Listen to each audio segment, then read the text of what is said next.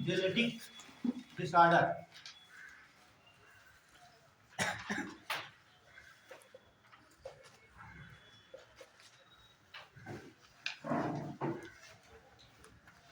आनुवांशिक बीमारियां, ठीक है। तो पहले हम आप लोग ये मत नोट करिए, समझा देते हैं थोड़ा उससे पहले। तो डिजीज होती है,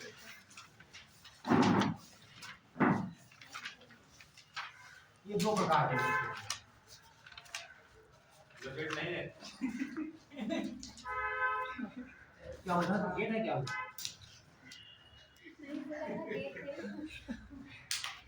अच्छा चलिए कोई बात नहीं।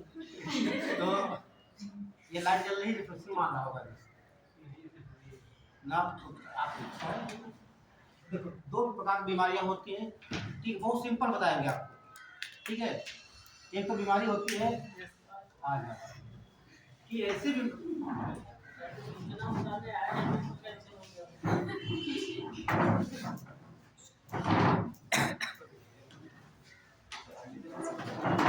आरओ में 133 सवाल सही है, तो सुनील के इनका हो भी जाएगा इसका। हाँ ठीक है, और 120 के बाद संभावना बन जाती है, ठीक है।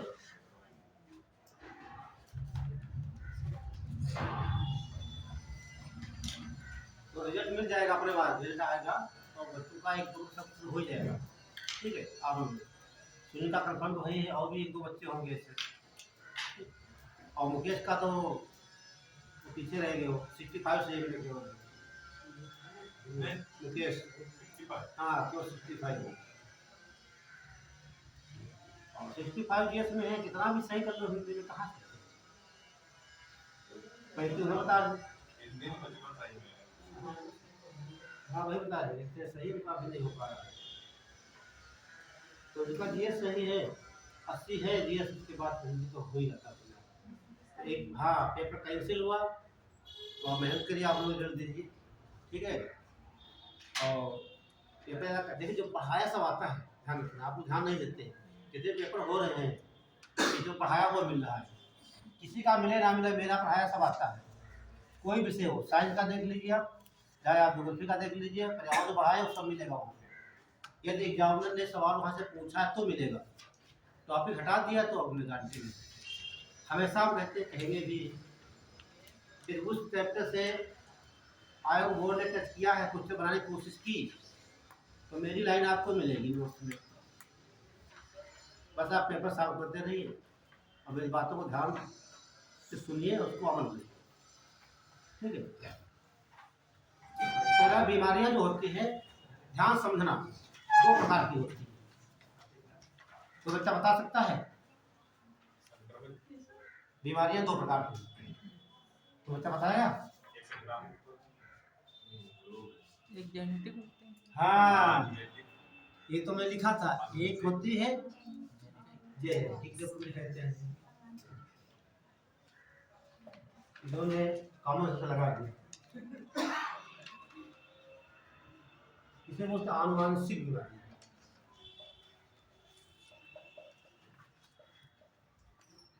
आनुवांशिक। और दूसरी होती है एक्वायर्ड, अर्जित बीमारियां, वो हमारी गलतियों की वजह से बीमारियां होती है, ठीक है। इन्हें बोलते हैं एक्वायर्ड, एक्वायर्ड डिजीज, अर्जित।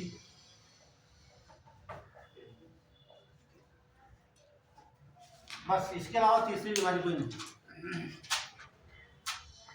तो एक लिख लेंगे था आनुवांशिक बीमारी, दूसरी लिख लेंगे अर्जित, अर्जित जो हम लेते हैं। तो पहले देख लेते हैं जेनेटिक बीमारी कौन कौन से पढ़ना है। ये तो सबसे पहले पढ़ेंगे हीमोफीलिया,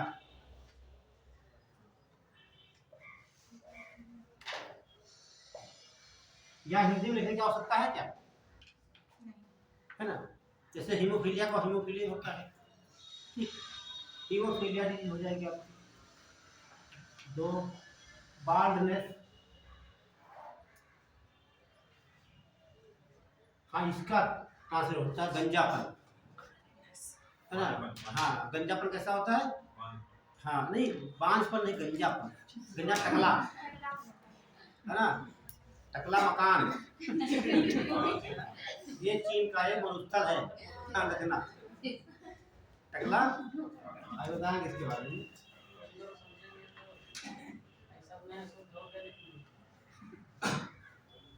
ठीक है, और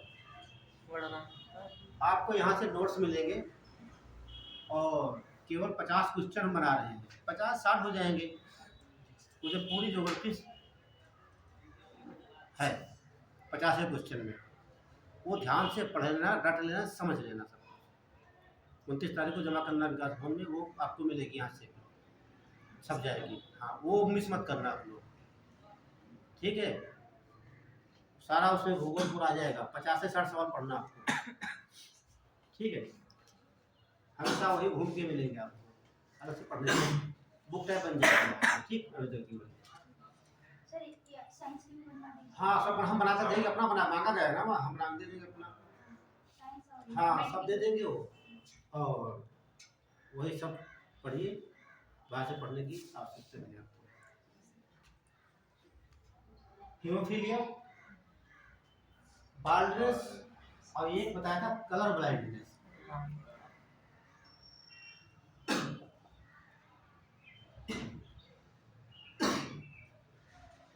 चौथी पे कोई बताएगा हमें? एड्स बीमारी जेनेटिक नहीं, हाँ, ठीक। तो आपने पढ़ा होगा बहुत, देखिए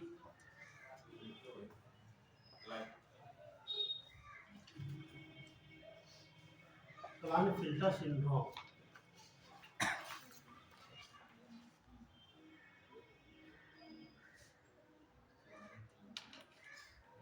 टर्नर, देखो शब्द आने लगे, टर्नर के बाद डाउन, डाउन सिंड्रोम, और पटाऊ सिंड्रोम, पटाऊ। एक और है 8वां, किडवर्ड।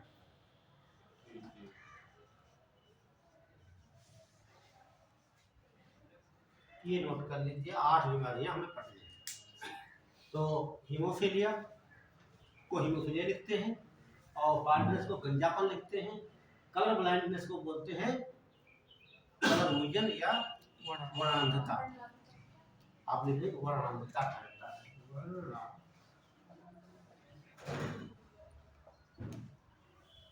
कहते हैं, इसे गंजापन कहते हैं। ताकि कोई ट्रांसलेट आ जाइए, कोई अंतर नहीं, इधर से आ जाइए, ठीक है। Colour blindness, blind filter syndrome, Turner syndrome, इसको क्लाइन फिल्टर नो ट्रांसलेट, ठीक। Klinefelter syndrome, Turner syndrome, Down syndrome, Patau syndrome, किडवर्ड सिंड्रोम, ये आपके सीरीज हो गए किसकी? जेनेटिक। यही पूछता है कौन सा जेनेटिक बीमारी है, कौन से नहीं है, ये लोग कर सकते। इसको हिंदी में क्या बोलेंगे? हीमोफीलिया को हीमोफीलिया कहते हैं, या बोलते हैं इसे हम, क्या बताएगा, रॉयल डिजीज, रॉयल डिजीज, या क्या बोलते हैं इसे, है क्रिसमस डिजीज।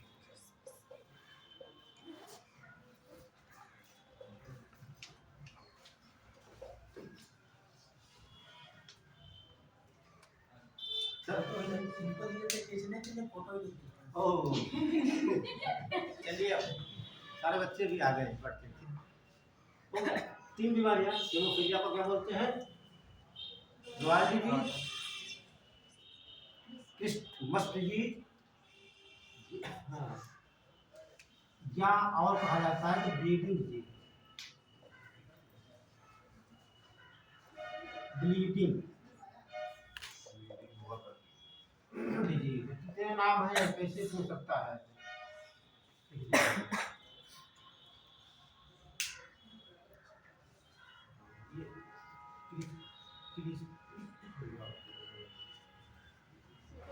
हाँ रुक जाइए। क्रिसमस जो मनाया था, क्रिसमस डे मनाते हैं 25 दिसंबर को, ठीक। तो इतने नाम है, haemophilia, royal disease, Christmas disease या ब्लीडिंग डिजीज का नाम है। सब बच्चों नोट कर लिया था। चलिए अब इधर को बच्चा बताया था आज बीमारी हम कौन कौन सी ले सकते हैं, सब जानते हो। तो एक तो बीमारी कैसे ले सकते हैं हम, बैक्टीरिया, क्या बोलेंगे इसे हम, बैक्टीरिया डिजीज या जीवाणु जनित, सही बता दें, या जीवाणु जनित बीमारियां जो जीवाणुओं से होती है, जैसे टीबी है ना, ट्यूबरकुलोसिस होती है, कैसे होती है, बैक्टीरिया से, टिटनेस जैसे आपका हो गया, खूफी खांसी हो गई आपकी, ठीक, तमाम बीमारियां देखते हैं आप हैं बैक्टीरिया से, फूड पॉइजनिंग, ये सब बैक्टीरिया। 2 नंबर देखेंगे आप, वायरल डिजीज, क्या हो जाएंगी, वायरल मतलब विषाणु जनित वायरल, और प्रोटोजोआन डिजीज, और कोई है, फंगल डिजीज। कितनी बीमारियां पढ़ना है इधर आपको, जीवाणु जनित बीमारियां, विषाणु जनित, प्रोटोजोआ से संबंधित, ठीक, और ये कवक या फंगस से, जैसे दाग खांसी देखा आप लोगों ने, और प्रोटोजोआ में मलेरिया आपका हो गया, कालाजार हो गया, स्लीपी सिकनेस हो गया, फाइलेरिया हो गया। वायरल में वायरस से जैसे आपके जुखाम होता है, रेबीज, एडोफोबिया, कुत्ता बंदर बिल्ली काटने से होता है, और HIV, ठीक है, ऐसी बीमारियां बैक्टीरिया आपको बताई थी, नोट कर लीजिए, फिर एक पढ़ लेते हैं। तो 2 बीमारियां, एक तो अनुवांशिक जेनेटिक होती है, ये हम गिफ्ट के रूप में पाते हैं, पूर्वजों से मिलती है, भाई गिफ्ट तो मिलता है, जो फिर मिले क्या बोलते हैं, उपहार गिफ्ट, है ना, कोई जो है प्रतिबंध करने के लिए। यहाँ पर हम गलतियों से, भाई आप सावधानी बरतिए, पृथ्वी के ऊपर, ठीक, सही से रहिए, क्या जीवाणु की हो सकती है आपके, ये नहीं हो सकती है। जब आए हैं, आपका जन्म हुआ, वायरल बीमारी आपके नहीं है, ठीक, आप ऐसे गलत काम करते हैं, ठीक, गंदा खा लिया, कहीं कुछ खा लिया सब, ठीक है, ब्लड चेक कराने गए, सुई लगा दिया, उसे पता नहीं इसमें कहाँ किसने लगाया, HIV आ गया आपके, ठीक, प्रोटोजोआ, ठीक, खेत में गए, ककड़ी लगी, थोड़ा ऐसे पहुंच लिया, खाना स्टार्ट कर दिया, है ना, गलतियां करते हैं, रोड पे से लिया, देखा, वो फॉर्मेलिटी कर लेते हैं, ऐसे पहुंच गया, ऐसे, अरे पहुंचते भी खत्म हो जाएगा क्या, ठीक है, खाने लगे। ज़्यादातर गाजर वाजर लेकर आते, देखते हैं सब ऐसे झाड़ लिया, बस पानी से धो लिया, ऐसे झाड़ा दिया, खा लिया, है ना, ये सब उसकी वजह से होता है, मतलब फंगल, आप दांत का चुनी, ठीक है, नहीं से होते सब, ये सब। तो बढ़े फिर आगे हो गया सब।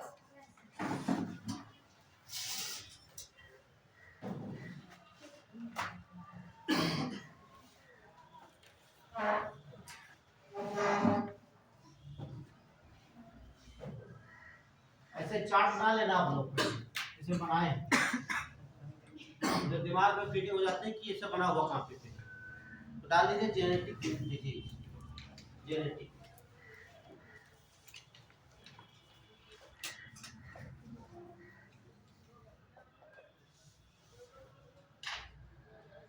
और दिमाग में खाका बन गया हो, कौन कौन सी बीमारियां जेनेटिक होती है ना, तो क्लियर हो गया होगा सबका, ठीक। तो देखिए जेनेटिक डिजीज होती क्या चीज है, मतलब आपके जीन में चेंज, है ना, क्या हुआ, जीन में चेंज, क्या बोलते हैं, म्यूटेशन, उत्परिवर्तन, है ना। तो आपने देखा होगा इसके पहले वाले भी रखते आपको और पीछे जो क्रोमोसोम होते हैं,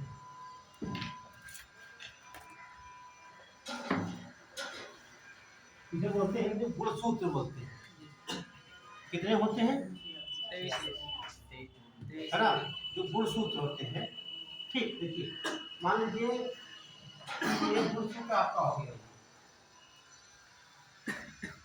ये क्या है आपका गुणसूत्र हो गया, ठीक, और ये आपका क्रोमोसोम हो गया।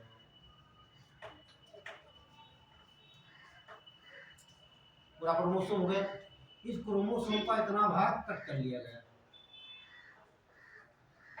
ठीक है, इसे कट कर लिया गया, इसे बोलते हैं इसका दिखाई देगा, इसे क्या बोलेंगे हम? डीएनए बोलेंगे। ये डीएनए का इतना भाग कट कर लिया जाए, ठीक है, जो आपको दिखाई देंगे उसे बोलते हैं जीन। क्या बोलेगा यहाँ पर? यहाँ पर ये है आपके जीन।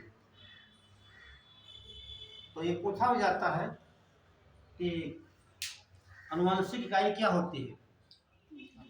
जीन होती है, ठीक। तो जब आप ये देखते हैं जीन, ये बने किसके होते हैं? नाइट्रोजन बेस के बने। किसके? Nitrogen base. नाइट्रोजन बेस जो होते हैं आपके, नाइट्रोजन बेस किसने बताया? चार। ये दो प्रकार के होते हैं।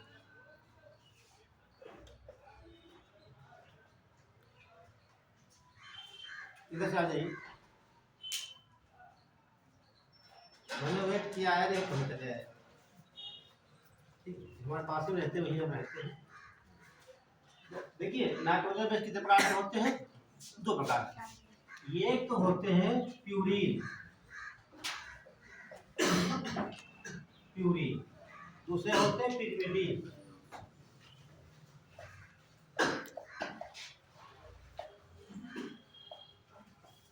प्यूरिन हिंदी बोलेंगे ऐसे प्यूरिन, ये बात है, इसे पिरिमिडीन बोलते हैं। पिरिमिडीन बोलते हैं, ठीक। जो प्यूरिन बने होते हैं इसे बोलते हैं एजी। क्या बोलते हैं? एजी। इसे बोलते हैं कट।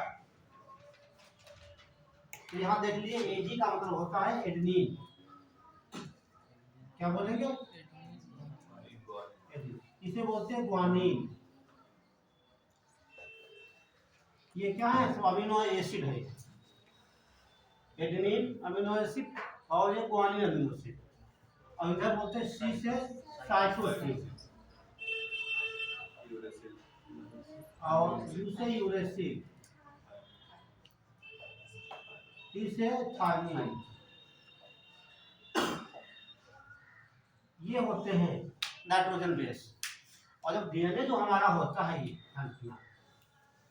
जो डीएनए होता है, ये आपका डीएनए, तो देखिएगा यहाँ पर, तो डीएनए में तो ये बना होता है हाइड्रोजन बॉन्ड, ये डबल हाइड्रोजन बॉन्ड होता है, जो होता है एडेनिन और थायमिन के बीच में। और ये होता है ट्रिपल बॉन्ड, इसे होता है ग्वानिन और साइटोसिन के बीच में। ये ध्यान रखना कि कहने का मतलब यहाँ से ये लिया गया है, ये आपका क्या हो गया? ये है, ये जी है, सी यू टी, तो ये किससे मैच कर रहा है?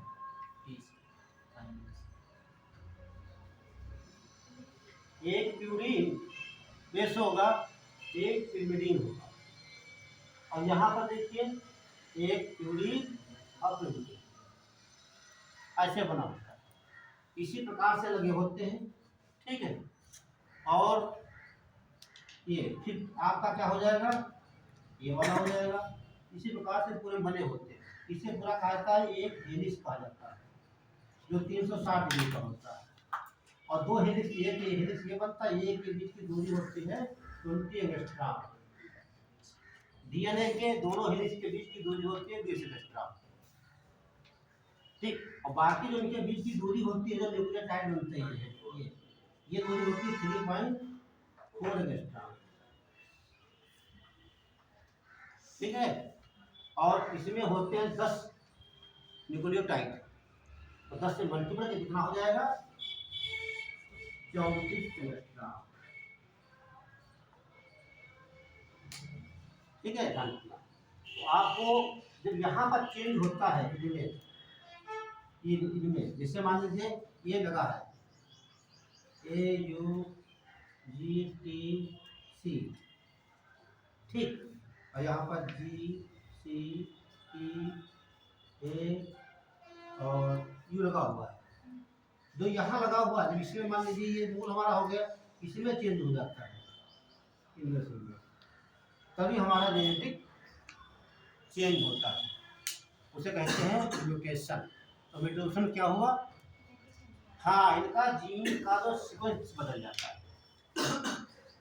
का डीएनए क्या है, आपने देखा डीएनए है ये तो आपको बताया जीन डीएनए वाले हैं, ये क्या है डीएनए का सीक्वेंस जो है वो चेंज हो जाता है, उसे बोलते हैं म्यूटेशन, उत्परिवर्तन, ठीक है। ये नोट है करना, जो आपको बताया कि जेनेटिक तो वहाँ पढ़ाएंगे यहाँ पे।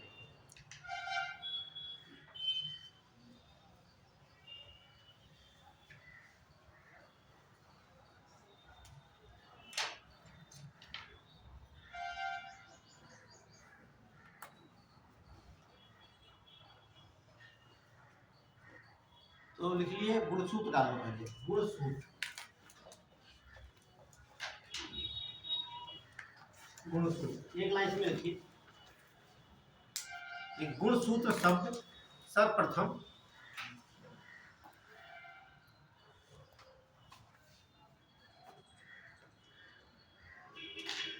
ये पहले खोज कराए, है ना, खोजा किसने, तो बता सकता है?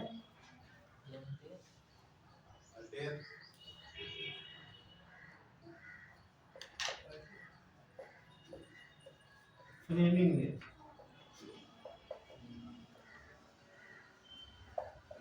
1882 में, लिख लीजिए। गुणसूत्र की खोज, लाइन बदल लीजिए, गुण खोज 1882 में फ्लेमिंग वेल्डर, हाँ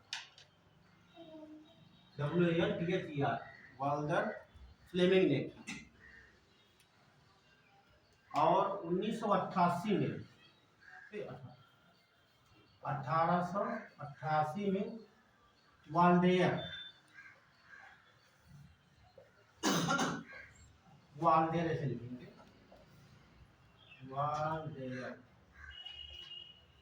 ने 1888 में वाल्डेयर ने गुणसूत्र शब्द दिया। एक वैज्ञानिक ने टर्म दिया और दूसरे ने खोजा। तो पहले खोजा गया 1882 में गुणसूत्र, लेकिन नाम किसने दिया इसका? वाल्डेयर ने। छोटी बुक से मिलता है गुणसूत्र किसने खोजा? वाल्डेयर मिलता है, ठीक, नोट कर लिया।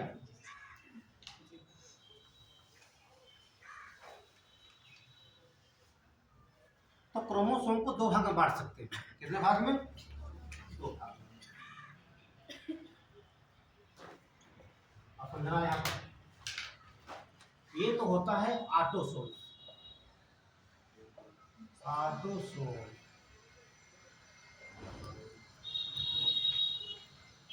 और दूसरे होते हैं आलोसोम।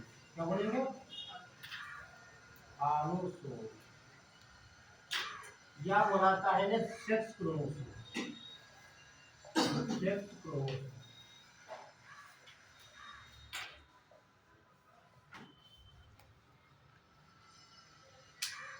और जो ऑटोसोम होते हैं ये होते हैं 22 जोड़े, कितने? 22 पेयर, कितने होते हैं?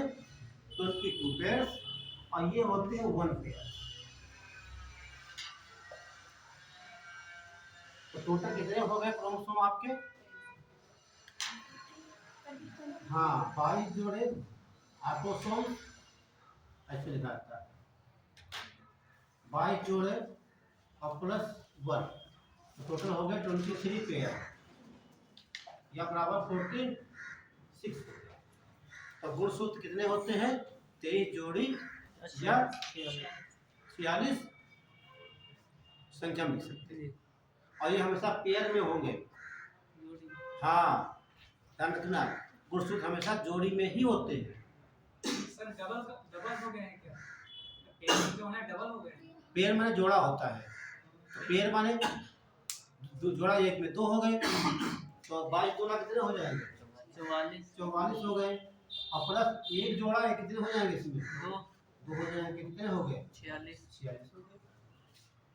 या 46 कहिए या यहाँ क्या बन जाएगा? 23 जोड़ी बन जाएंगे। बताइए, एक जोड़े में 2 वस्तुएं होती है। जैसे एक दर्जन में 12 वस्तुएं, तो एक जोड़े में 2 जोड़े कहिए या पेयर कहिए आप। तो क्वेश्चन दूसरा हो तो बताइए आप। नहीं पूछ रहे थे, डबल हो जाते हैं ऑटोमेटिक या फिर जोड़े ही होते हैं? नहीं, गिनती देखिए, आप ऐसे 46 कहिए या 23 जोड़ी कहिए, बात वही है। डबल में होते ही है, देखिए ऐसे होते हैं डाटा, डबल 2 बने हुए हैं ऐसे, एक से लगाकर ठीक 23 तक। ये 2 नंबर पढ़ेंगे, 2 नंबर भी ऐसे होता है, 3 पढ़ेंगे ऐसे, तो 2 2 सब हो जाएंगे, तो लास्ट में क्या हो जाएगा? डाटा 23 हो जाएगा। इसमें 2 4 6 8 23 46 हो जाएगा। ऐसे यश के रूप में होते ही हैं। एक क्रोमोसोम आपका ये होता है, हो गया आपका, और दूसरा ये होता है, जोड़े में रहते हैं। ठीक, इससे पहला जोड़ा, दूसरा जोड़ा, तीसरा जोड़ा। ठीक, या 23 जोड़ी कहिए या 46 कहते हैं। ठीक, हमेशा ये पेड़ में ही पाए जाते हैं। क्या नहीं होते, जैसे पेड़ बिगड़ा इनका, बीमारी तुरंत हो जाएंगी आनुवंशिक।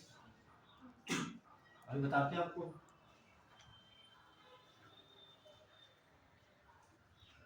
आपको ये क्लियर हो गया कि 22 जोड़े क्या होते हैं? ऑटोसोम्स होते हैं। और जो ऑटोसोम्स ये होते हैं, मेल हो चाहे फीमेल, सब में समान पाए जाते हैं। 22 जोड़े यानी कहने का मतलब 44 गुणसूत्र जो होंगे वो मेल और फीमेल में सेम पाए जाते हैं, कोई अंतर नहीं होता। अंतर कहाँ हो? यहाँ लिखा है सेक्स क्रोमोसोम, जिनसे लिंग का निर्धारण होता है। ठीक है, देखिए 44 तो आपका हो गया कॉमन सब में पाया जाएगा, प्लस यदि यहाँ क्रोमोसोम यक्स है तो इसे हम कहेंगे फीमेल। ठीक है, क्या बोलेंगे? फीमेल मतलब स्त्री। ये आपके पुरुष के हो गए 44 प्लस यक्स वाई, ये क्या हो जाएंगे? मेल में। अब यहाँ समझना, यदि मान लेते हैं ये यक्स क्रोमोसोम डिलीट हो जाए, एक बचेगा, तो बीमारी किसमें होगी? केवल फीमेल में। यहाँ का क्रोमोसोम डिलीट हो जाए या इसमें जुड़ जाए, तो बीमारी किसमें होगी? यदि इसमें कोई अंतर आता है, ठीक है, ऑटोसोम में, तो बीमारी किसमें होगी? दोनों में होगी। मैंने बताया वो ऑटोसोम है, 22 जोड़े या 44 गुणसूत्र पाए जाते हैं, मेल फीमेल में समान होते हैं। इसमें कोई भी समस्या उत्पन्न होगी तो बीमारी वो उसमें भी होगी और महिला में होगी। अभी देखेंगे आगे करके आप। एक लाइन लिख लीजिए नीचे आपको। तो गुणसूत्र कितने होते हैं? 23 जोड़ी या 46 होते हैं, जिसमें से एक जोड़ा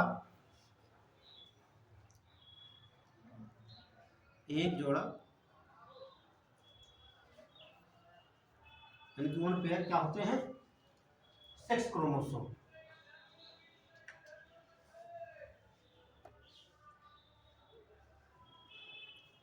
और ये ध्यान रखना, जब लिंग का निर्धारण होगा, जन्म में तो लड़की होगी या लड़का होगा, तो ये मेल ही जिम्मेदार होता है। कौन? मेल ही। हाँ, देखिए यदि एक्स क्रोमोसोम यहाँ से गया तो एक्स मिल गया लड़की, यदि यहाँ से वाई गया लड़का। ठीक है, 100% योगदान किसका होता है? मेल का लिंग निर्धारण। इसमें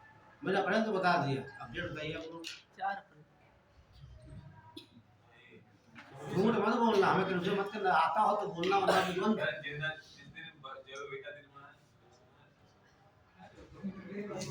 तो मई में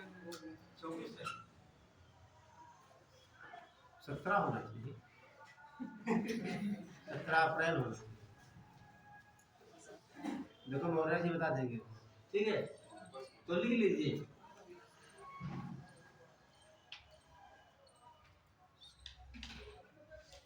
क्या बताया, बता दे वो कब है, बता देख रहे थे मोबाइल में। अच्छा लिख लीजिए 17 अप्रैल को हीमोफीलिया दिवस मनाया जाता है।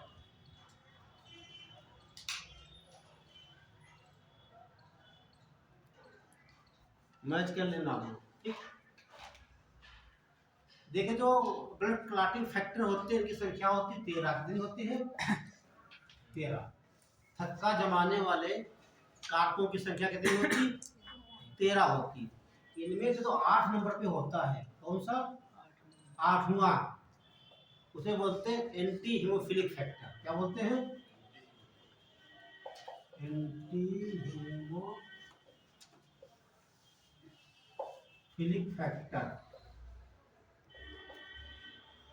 ये एब्सेंट होता है, ये एब्सेंट होता है, ठीक। ये एब्सेंट होने की वजह से जो ब्लीडिंग स्टार्ट होती है वो रुकती नहीं। लिख लीजिए, इस बीमारी में, इस बीमारी के व्यक्ति में anti haemophilic factor number 8, anti लिखा, एंटी हीमोफिलिक फैक्टर यानी कारक लिखेंगे इसे, एंटी हीमोफिलिक कारक 8 एब्सेंट होता है, अनुपस्थित होता है।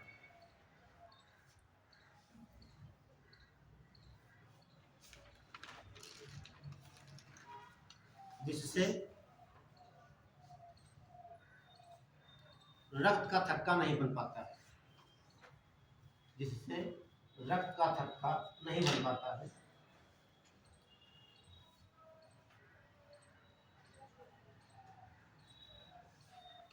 ठीक है, तो थक्का नहीं बनेगा तो हमेशा ब्लीडिंग होती रहेगी। कब तक, जब तक मृत्यु नहीं हो जाती है तब तक।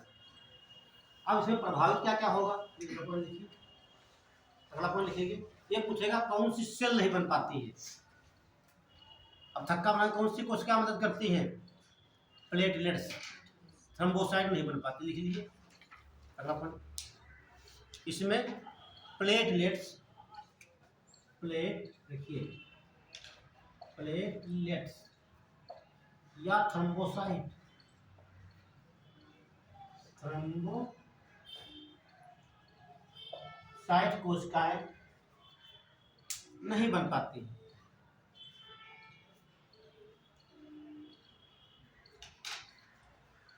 अब कौन सा आपका अंग प्रभावित होता है,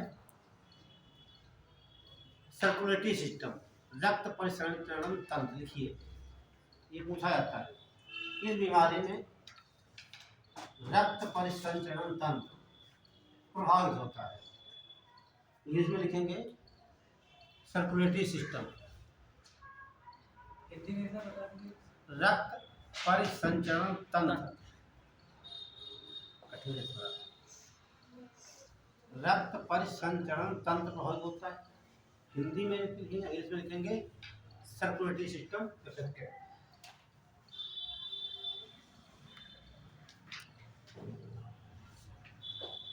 अगला लिखिए पार्जनेस।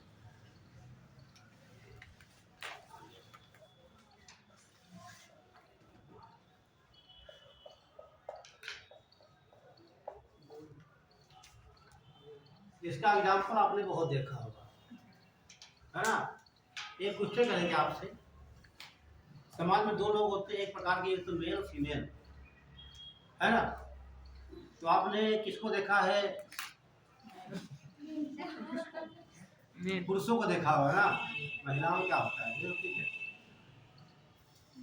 तो कुछ तो कारण है। हाँ, देखो बता दिया आपने।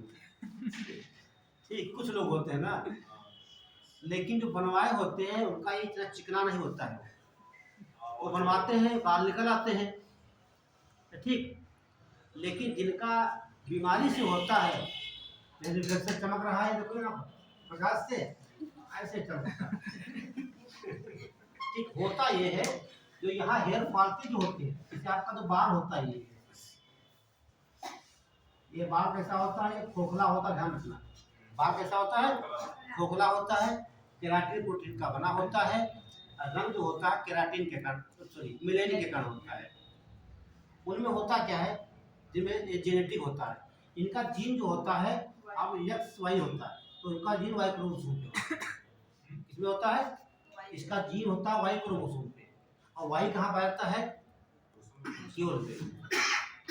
इसीलिए आपने पुरुषों को टकला देखा होगा, औरतें टकली नहीं होती कभी। ठीक, मैंने बताया। सुनो सुनो फिर सुनो एक बात, ये मेल है, मेल में कौन क्रोमोसोम होते हैं? XY। फीमेल में X कैसे हो गया? ठीक, जो सिर के बालों का जीन होता है वो होता है Y क्रोमोसोम पे। अभी डायग्राम बताया था आपको, ये काटा DNA बना, जीन बना, ठीक, कहाँ होता है? वही, यही रेगुलेट करेगा। ठीक, और ये वाई जीन फीमेल में होते नहीं, ये वाई क्रोमोसोम में होगा नहीं, तो सिर के बालों से इनका तो कोई दूर दूर तक देना है नहीं, जहाँ ये जाएगा वहाँ अपना ये निकल जाएगा। तो ये पुरुषों में है तो पुरुष टकले हो जाते हैं। होता क्या, ये यहाँ से टूटा इससे, और ये त्वचा ऊपर से ढक जाती है, ये बाल नहीं निकलेगा। ठीक, जब बाल निकलेगा त्वचा आ जाती है तो चिकनी हो जाती है। जब आप मुंडा बनवाते हैं वो चिकना नहीं होता है। हाँ, योगी बाबा का रोज बनवाइए आप, लेकिन चिकना नहीं होगा। आज बाल कटाएंगे कल निकल आएंगे। दाढ़ी देखते हैं ऐसे ही होता है। हाँ, ठीक है, तो ध्यान रखना, इसका जीन होता है वाई क्रोमोसोम। इसीलिए ये सवाल पूछा था यूपीएससी में, आता है कथन कान करके। ठीक, आमतौर पर देखा जाता है कि ठीक है, पुरुषों की अपेक्षा महिलाओं में गंजापन अधिक देखने को मिलता है या नहीं देखने को मिलता है। सवाल ऐसे आते हैं कथन कान करके। ठीक, तो महिलाओं में 0%, मतलब देखने को बिल्कुल नहीं मिलेगा आपको। और पुरुषों में कितना मिलेगा आपको? सब 100, पूरा पुरुषों में है जितना टकलापन है। और महिलाओं में कब हो सकता है?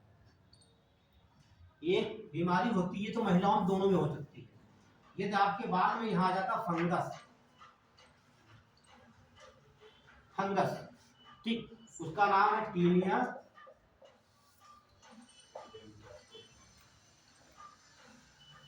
कैपिटिस। ये टीनिया कैपिटिस क्या करता है, यहाँ आएगा, यहाँ पर इसको काट देता है, रूट काट देता है, काट देगा और त्वचा उस पर से आ जाती है, ढक लेती है। यदि आप इलाज नहीं कराते हैं तो आप टकले हो जाएंगे। ये तो अनुवांशिक बीमारी हो गई। यदि आप होते हैं कृत्रिम रूप से तो इस फंगस के द्वारा। अनुवांशिक तो मेल में होगा, ठीक, फीमेल में जो आप देखते हैं किसी औरत को बीमारी से, तो वो बीमारी से होगा, ठीक, लेकिन अनुवांशिक नहीं। तो इसमें नहीं निकलेगी। बोले देखिए, गंजापन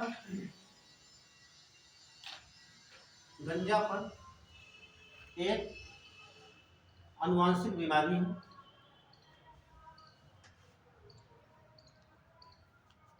जो कि पुरुषों में देखने को मिलता है।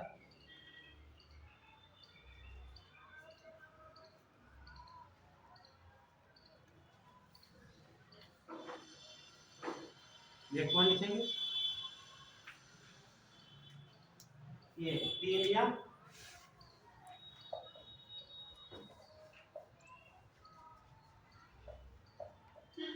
कैपिटिस। उसका कौन क्या बोले? हाँ, टीनिया कैक्टिस एक प्रकार का कवक है, एक प्रकार का कवक यानी फंगस, एक प्रकार का फंगस या कवक है। इसकी वजह से भी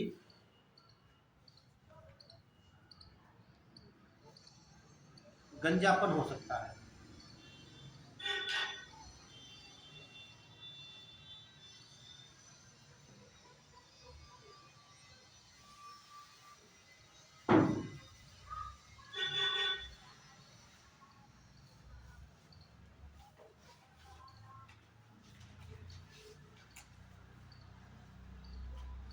कलर ब्लाइंडनेस, कलर ब्लाइंडनेस,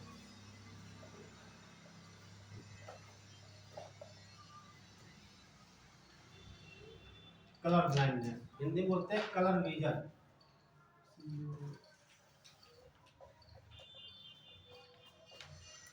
या मूर्छता, कलर विजन। हालांकि मुझे इसको बताने की आवश्यकता नहीं, मैंने कल ही पढ़ाया इसको, लेकिन नए बच्चे बैठे हैं वो भी सीख लें जो कल नहीं आए। ध्यान समझना आप लोग। तो मनुष्य की रेटिना होती है, क्या होती है? रेटिना। और रेटिना बनता है पृथ्वी में, ठीक है। तो रेटिना में दो प्रकार की सेल होती है, कहने का मतलब जो मनुष्य की रेटिना होती है दो प्रकार की कोशिकाओं से मिलकर बनी होती है। एक होती है रॉड सेल, रॉड सेल। तो पूछा था रॉड सेल कहाँ पाई जाती है? मनुष्य की आंख की रेटिना। दूसरी होती है कोन सेल, कोन को बोलते हैं शंकु कोशिकाएं, ठीक। तो ये पूछा भी जाता है मनुष्य का जो रेटिना होता है कि कितने प्रकार की कोशिकाओं से बनता है? रॉड कोशिकाएं, और ये रॉड कोशिका जो रंगा कोशिकाएं होती है ये होती पिगमेंटेड होती है, पिगमेंट, पिगमेंटेड ढंग से पूछा जाता है, ठीक। ये रंगा कोशिकाएं, हिंदी बोले रंगा, रंगा कोशिका, या बोले कि पिगमेंटेड सेल बोला जाता है, ठीक। लेकिन जो पिगमेंट होती है रंगा, तो कोई रंग जरूर होगा। इनके लिए दो रंग होते हैं, एक तो रेड कलर और दूसरा ग्रीन कलर के लिए बहुत संवेदनशील होती है सेल। यदि इसकी कमी आ गई आपकी बॉडी में, ये नहीं बन पाती है, तो बीमारी होती है night blindness, night blindness. Hindi बोलेंगे रतौंधी, सब लोग जानते होंगे रतौंधी के बारे में। रतौंधी रात की औंधी, नाइट ब्लाइंड, रात का अंधापन। जैसे शाम हो जाएगी आपको दिखना बंद हो जाता है, यानी कि आपकी बॉडी के अंदर रॉड सेल नहीं है, ठीक है। तो आपको विटामिन ये आपको बाहर से लेनी है, ठीक। तो सबसे भाई आंखें बहुत महत्वपूर्ण होती है, तो आप लोग क्या करा करो जब जाड़ा आता है तो गाजर जो मिलती है, गाजर को ले लीजिए, ठीक। अब खूब मल के धो लीजिए, और इधर 1-2 महीना रोज एक गाजर खा लिया। सर ये तो टेम्परेरी हुआ ना, ये टेम्परेरी होता है ना? ये टेम्परेरी होता है। मैंने क्या बताया? ये विटामिन ए की कमी से जेनेटिक के अंदर आएगा क्या? नहीं आएगा, ये नहीं आएगा जेनेटिक के अंदर, ठीक। वहां मैंने लिखाया है आपको? नहीं लिखाया है, बस तब पूछने चाहिए आपको यहाँ पे, ठीक है। इसकी कहानी खत्म। जब तक आपके बॉडी के अंदर विटामिन ए की कमी होगी तो आपको रात में कम दिखाई देगा, है ना। उसे बोलते हैं रतौंधी या नाइट ब्लाइंडनेस कहा जाता है, ठीक है। आप विटामिन ए बाहर से ले लेते हैं, वो बीमारी आपकी सही हो जाती है। मछली से? हाँ, मछली से खा लीजिए जहाँ मिलती है आपको, है ना। नहीं मछली खाना है तो आप अंडा ले लीजिए, दूध ले लीजिए, और सीधे आप क्या बोलते हैं पपीता खा सकते हो। पपीता, गाजर, आम बहुत बड़े स्रोत हैं, हाँ, ठीक है। और कच्चे फल खाने में ज़्यादा पौष्टिक होते हैं, वो ध्यान रखना होगा। तो समझो हमारी बात समझना, ये कौन सा कैसी पिगमेंटेशन है? ये 2 रंगों के जिम्मेदार है, यदि इन कोशिकाओं का ठीक से विकास नहीं हो पाता, डेवलप नहीं कर पाती है, तो एक बीमारी हो जाती है, बताएंगे आप लोग, कलर ब्लाइंडनेस।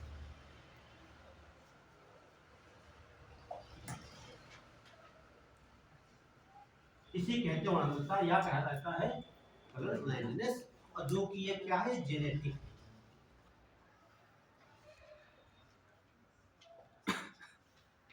और जब सवाल पूछता है जेनेटिक वाला, ये जरूर लगता है कि साथ में इसको जरूर लगता है आपको बेवकूफ बनाने के लिए, नाइट ब्लाइंडनेस, कलर ब्लाइंडनेस। ठीक ध्यान रखना है, कंफ्यूजन करने के लिए आपको। ठीक, जब जब सवाल आएगा दूर दूर आप वहां गलती कर भी देते हैं, तो एक लाइन लिख लीजिए आप लोग यहाँ पे। देखिए, कौन कोशिकाएं, कौन को क्या बोलते हैं, शंख को बोलेंगे। कौन कोशिकाएं रंगा कोशिकाएं होती हैं,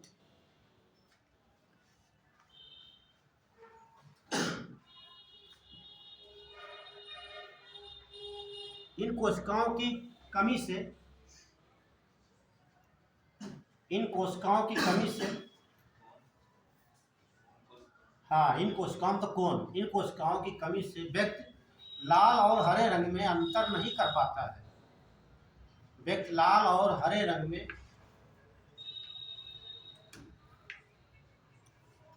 व्यक्ति लाल और हरे रंग में अंतर नहीं कर पाता है, तब इस बीमारी को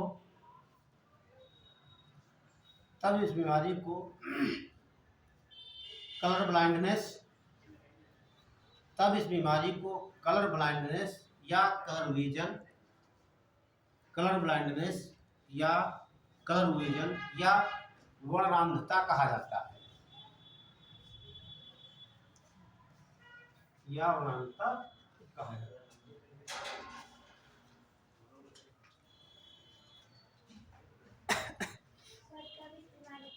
हाँ, तब इस बीमारी को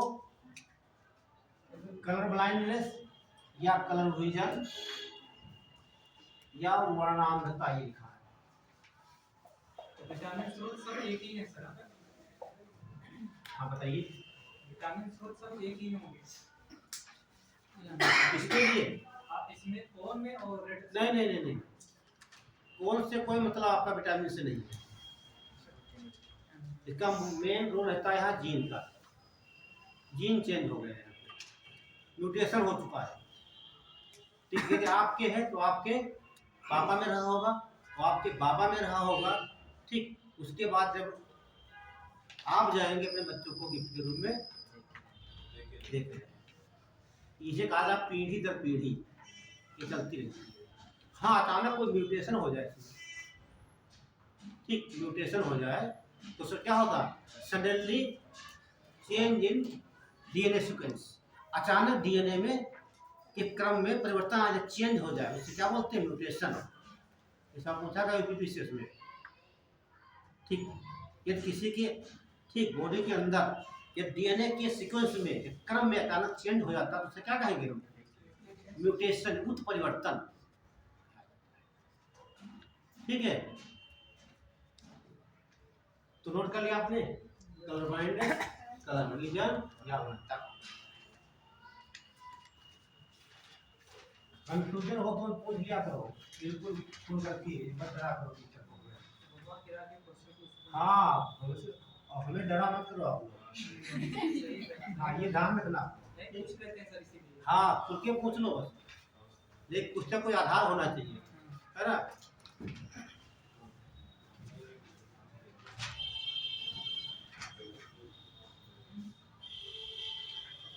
चलिए बढ़े, ये तो बात हो गई आपके जीन के चेंज में। अब देखते हैं, अब क्रोमोसोम ही पूरा चेंज कर दिया जाए, क्या क्रोमोसोम ही पूरा गायब हो जाए या ज्यादा हो जाए, तो आपको एक क्वेश्चन करना चाहिए था, किसी बच्चे ने नहीं किया। ये तो लिखा था मैंने डिजीज, फिर लिखा दिया सिंड्रोम। यहाँ क्वेश्चन करना चाहिए था सर सिंड्रोम क्या होता है, what is main difference between disease and syndrome, है ना।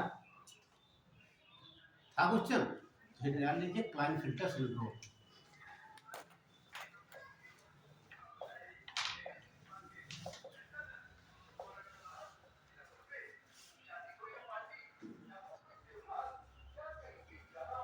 Client syndrome.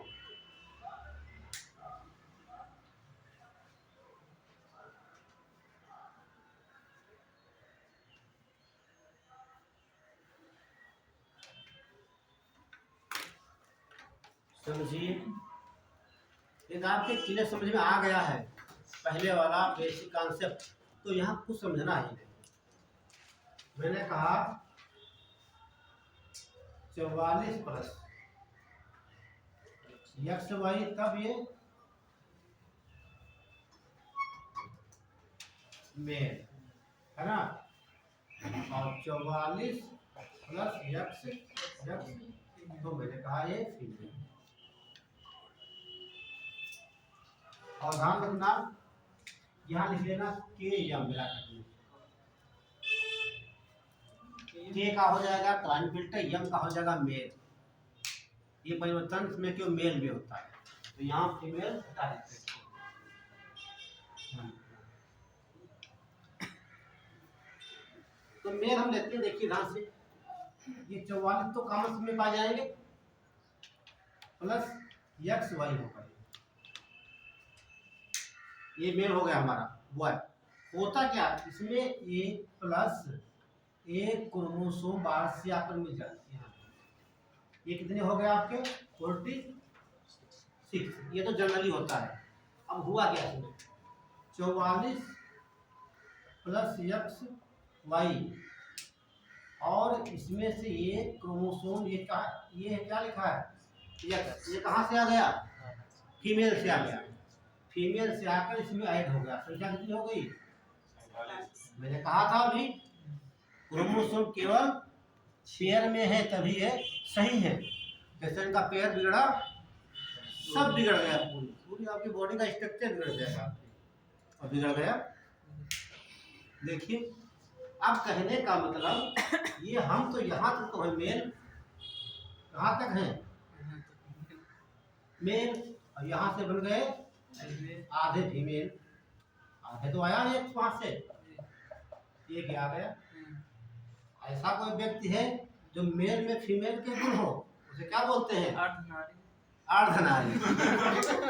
उसे बोलते हैं ट्रांसजेंडर।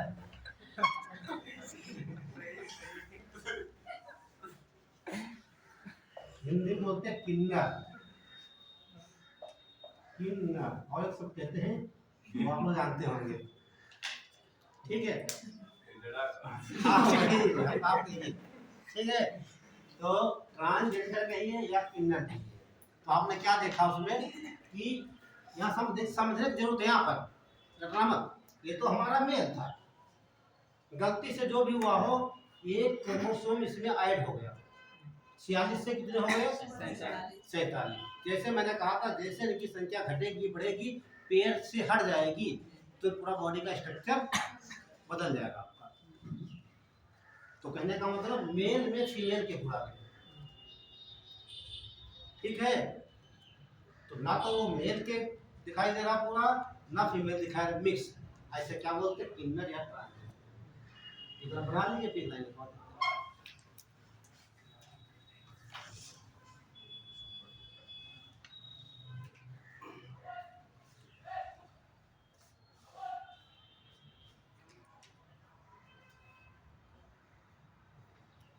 और आपको अंदर की बात बता दें, यहाँ पे आपसे तो मैं नहीं पूछता, लेकिन पूछे कुछ पूछ सकता है। जब आप एग्जाम देखेंगे नीट वगैरह का, जानते हो क्या पूछता है,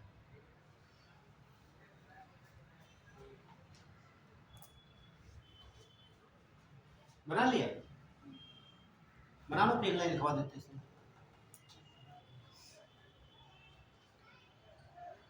क्लियर हो गया,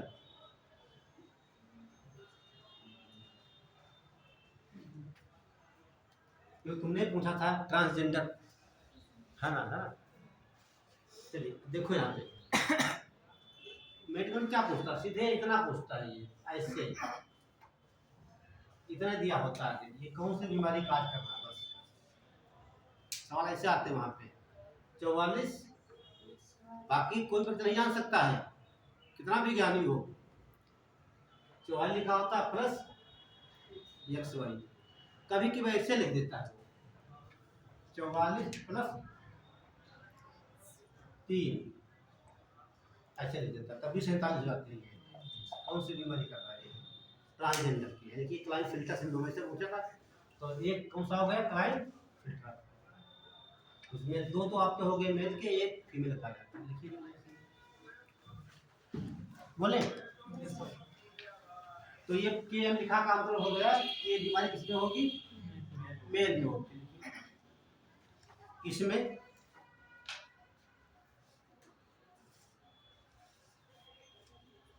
फीमेल का एक X क्रोमोसोम, इसमें फीमेल का एक X गुणसूत्र लिखा है, गुणसूत्र मेल के गुणसूत्र में आकर जुड़ जाता है, ऐड हो जाता है।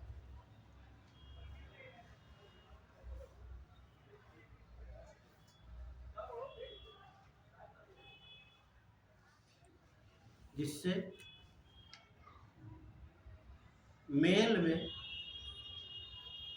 फीमेल के गुण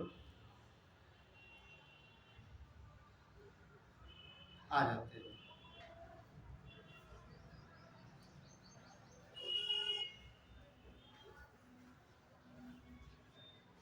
क्लियर?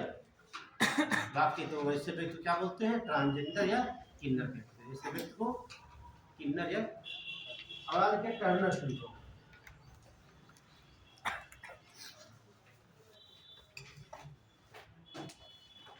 टर्नर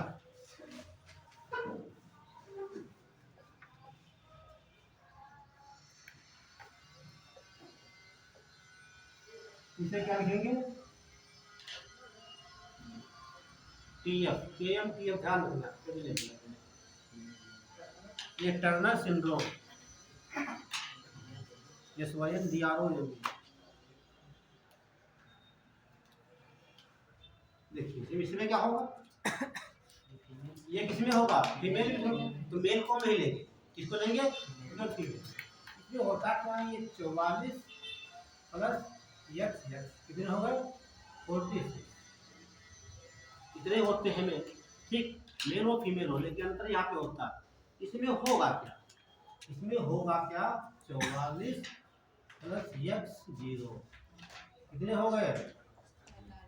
मतलब 0 का मतलब है यहाँ पर एक क्रोमोसोम डिलीट हो गया, कम हो गया। महिला में एक क्रोमोसोम क्या है? कम हो गया। बच्चे कितने? तब जीव का आकार बिगड़ गया। ऐसे लोगों को आपने देखा होगा समाज में। अभी आपको सिम्टम बताएंगे, क्योंकि विशेषता बताएंगे, समझ जाओगे हाँ मैंने वहां देखा है। ठीक, तो इतना बनाइए पहले आप लोग। बना लिया? इसमें देखिए, एक लिखिए टर्नर सिंड्रोम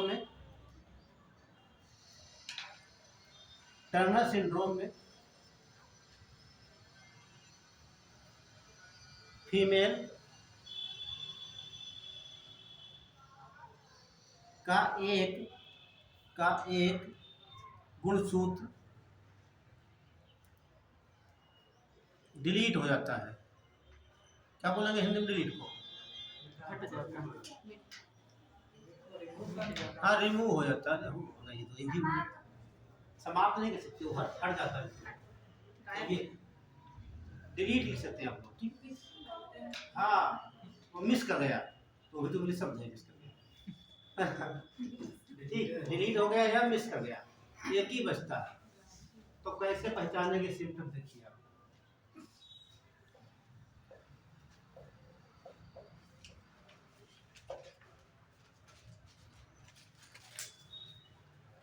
तो जब एक क्रोमोसोम गायब बचा एक, तो समझ लीजिए जब एक क्रोमोसोम बचेगा तो उसकी आवाज हो जाएगी लड़कों की तरह। वो जो लड़की होगी, फीमेल जन्म होगा, उसकी आवाज कैसी होगी? लड़कों की तरह होगी। कभी सुना आप लोगों ने? मोटी आवाज लड़कों की तरह, लगते नहीं और बोल रही है।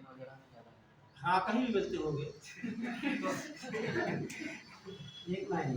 दूसरा है, जब उसकी एज होगी ज्यादा, तो आप देखते हो कि मोछे आती है, औरतों के मोछे होंगी और दाढ़ी हो जाती है, हाँ, मोछे होगी, दाढ़ी होगी। तीसरा पॉइंट होता है जो ओवरी होती है, ओवरी, वो स्टेरॉइड हो जाती है। और ये क्या होती है?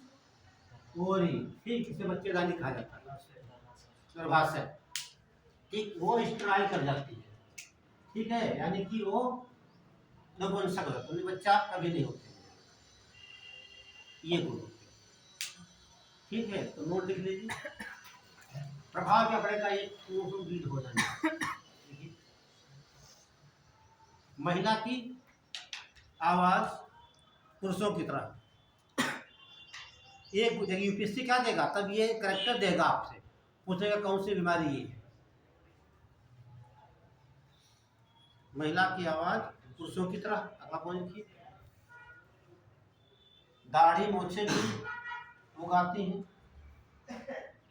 दाढ़ी मोछे भी उगाती हैं।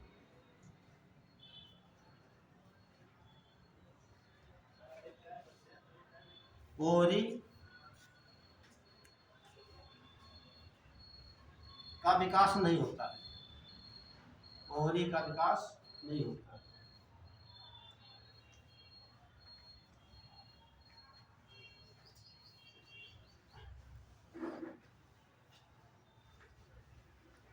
अब डालिए down syndrome.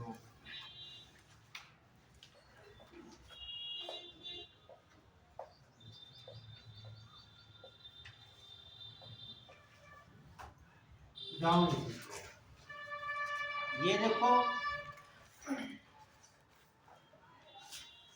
44 plus XY, 44 plus X बराबर 46 बराबर 46, ठीक है। तो ऐसे लिखिए, ये कितने पेयर है, 22 पेयर, ये 22 पेयर, ठीक। इसमें का जो 21 पेयर होगा, कौन सा, 21वां नंबर होगा, ठीक, उसमें एक क्रोमोसोम आकर ऐड हो जाता है, एक क्रोमोसोम ऐड हो जाता है। आप बताइए जब इसमें ऐड होगा तो प्रभाव देगा मेल फीमेल को कि केवल मेल को, दोनों को। मैंने बहुत पहले बताया है कि 22 जोड़ी जो पाए जाते हैं आपके क्रोमोसोम, या बोलेंगे 44, ये दोनों में कॉमन होते हैं, आपने देखा भी अभी, XX और 44 प्लस XY, ये तो कॉमन पाए जाते हैं फीमेल में। जब यहाँ कोई समस्या होगी वो दोनों में होगी।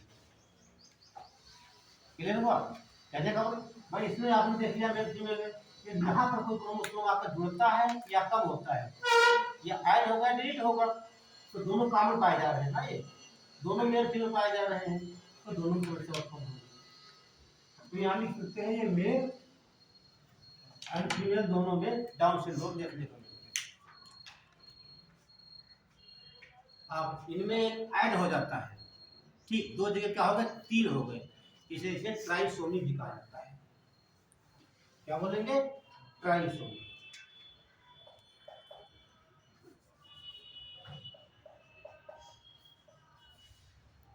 ट्राइसोमी किसे बोलते हैं, देखिए यह मेल फीमेल दोनों में बीमारी होती है।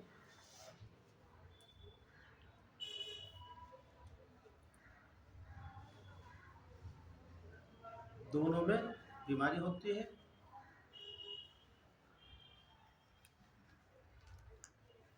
अगला पॉइंट लिखिए, इसमें 21 हैं, 21 हैं, जोड़ी में एक गुणसूत्र एक्स्ट्रा ऐड हो जाता है, एक्स्ट्रा यानी कि अतिरिक्त जुड़ जाता है।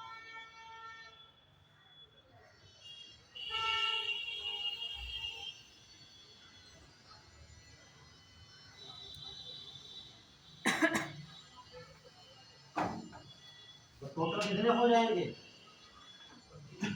47 हो गए। एक ऐड हुआ, कहीं भी ऐड हुआ तो कितने हो जाएंगे, 34 का। जैसे इनका पेयर बिगड़ेगा उससे पूरा स्ट्रक्चर बिगड़ जाएगा। आप कैसे पहचानेंगे? आप सिम्टम देखिए।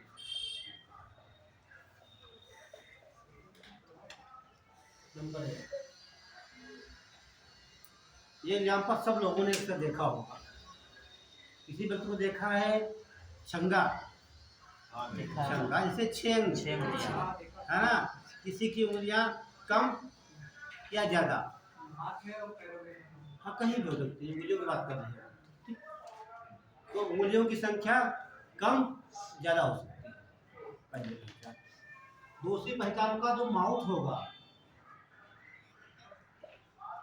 अब ये कोई जरूरी नहीं जिसके 6 उंगलियां हो उसी का मुंह खुला रहे,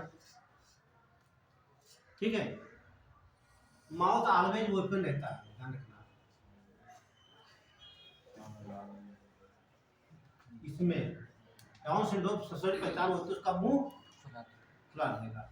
और हेड होगा राउंडेड होगा, हेड राउंडेड नहीं, बिल्कुल कद्दू की तरह गोल, बिल्कुल गोल होगा। हम लोग गोल नहीं है, लंबा है, देखना अभी होगा गोल बिल्कुल लगेगा, बिल्कुल गोल, ठीक।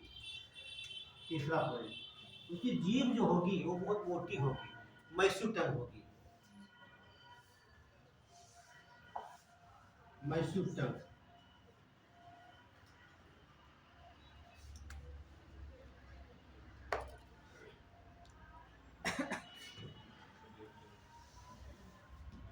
चार, ठीक है। और वो मेंटल रिटार्ड होता है, मानसिक रूप से थोड़ा बुद्ध कम से होती है। मानसिक रूप से दिक्कत। हाँ क्या बोला आपने? सही सब बोला। मानसिक रूप से दिक्कत। हाँ बिल्कुल, वो मेंटल रिटार्ड होता है।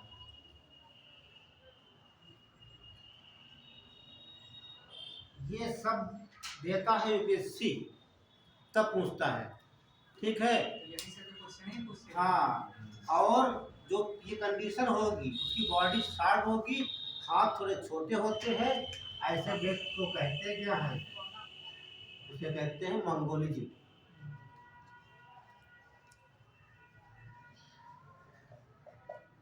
ये सब सुना होगा आप लोगों ने, मंगोलिज्म।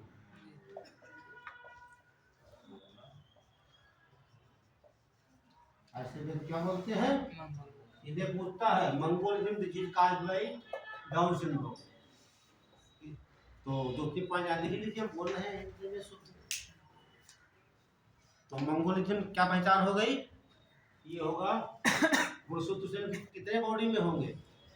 47। अब ये गुण मेल में भी हो सकते हैं, फीमेल में, दोनों में, जिसमें आ जाए, ठीक। ये नहीं कह सकते कि मेल में फीमेल दोनों। लिखिए, पहला पॉइंट लिखिए। हाँ ये तो लिखाने जा रहे हैं, हिंदी में लिखा देते हैं। लिखिए पहला पॉइंट, सिम्टम लिखेंगे आप, गुण पहचान कैसे? पहला पॉइंट लिखिए, मुंह हमेशा खुला रहेगा, ऐसे देखा आप लोगों का, और जीभ उनकी मोटी होती है, मुंह हमेशा खुला रहता है। 2 नंबर पर सिर गोल होता है, जीभ मोटी होती है,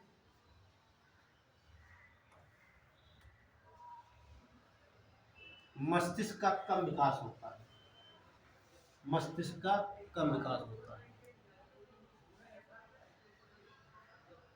ब्रेन लिख लीजिए, या मेंटल रिटार्ड कहा जाता है। और नीचे ऐसे व्यक्ति को मंगोलिज्म कहते हैं।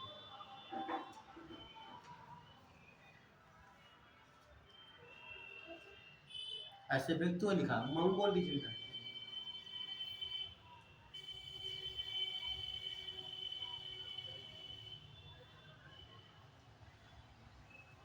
एक क्वेश्चन चल रहा होगा कुछ बच्चों के दिमाग में, मंगोलॉइड पढ़ा होगा।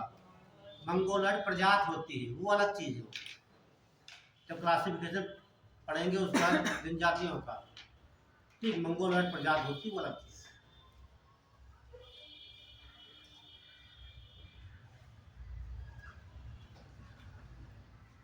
और डालेंगे पटाऊ सिंड्रोम, जहाँ सौ पूछा गया है।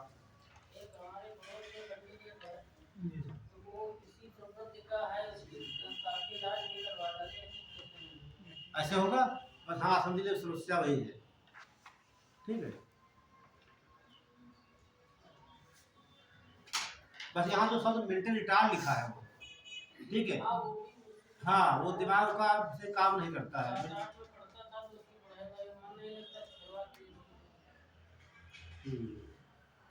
फिर गोल होगा बिल्कुल उसका, ठीक, ये सब लिखिए पटाऊ सिंड्रोम।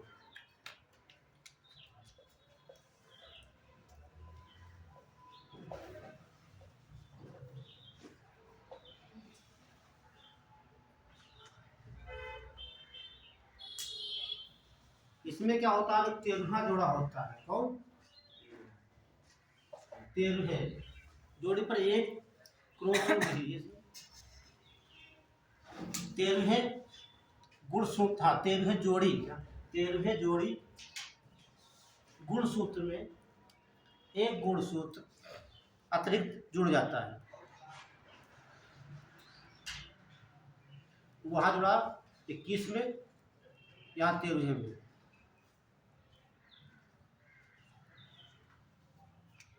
ऐसे बच्चों को आपने कई बार देखा होगा,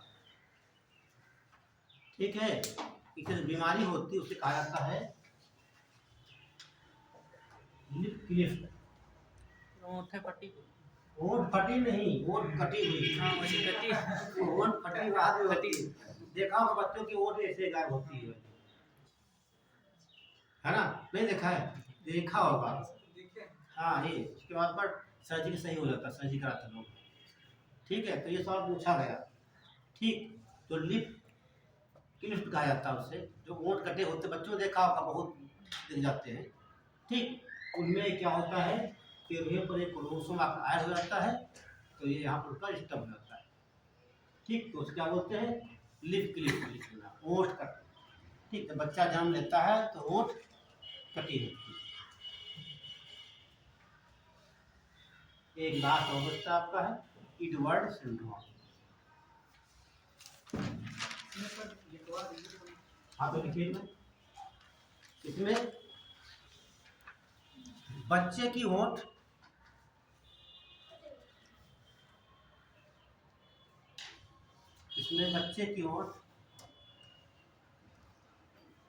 कटी होती है। हाँ, जन्म से होती है। पर जेनेटिक तो जन्म से होगा ही। पर जेनेटिक का मतलब क्या है?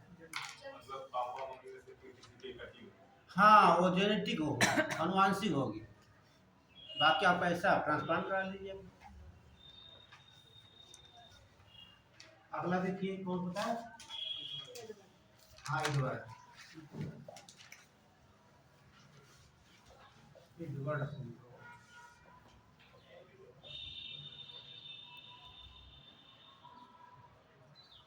इसमें जो 18वां नंबर होता है, कितना?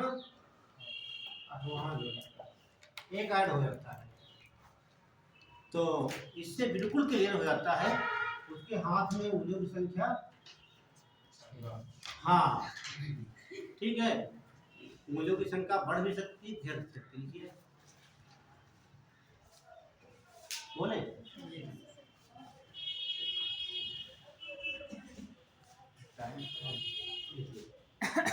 इसमें 18वें जोड़ी क्रोमोसोम में एक गुणसूत्र अतिरिक्त। हाँ, इसमें 18वें एक्टिव जोड़ी गुणसूत्र में एक अतिरिक्त गुण जुड़ जाता है, गुणसूत्र जुड़ जाता है,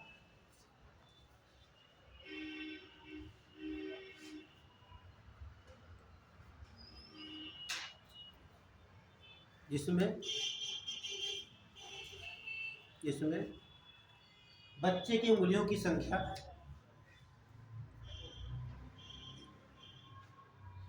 अधिक हो जाती है।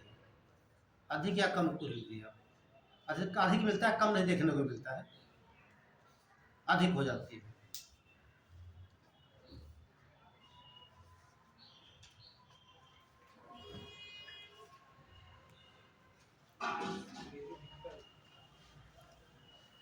तो बहुत दिक्कत है आपके जीवन में, अगर इतने सारे सिस्टम हो गए किसी के। हाँ, ये सबके ये नहीं होंगे, ये एक व्यक्ति सब कैसे हो सकते हैं? है ना। एक व्यक्ति का नहीं हो सकते, ये सब सबके हो सकते हैं, ये सब जेनेटिक है। और ये आपकी थी जेनेटिक डिजीज। कोई पूछना हो तो आप लोग क्वेश्चन करिए या फिर अगला हम स्टार्ट करें। सोच जो पढ़ाए हैं 5 सोच लीजिए आप लोग। बंद कर दीजिए।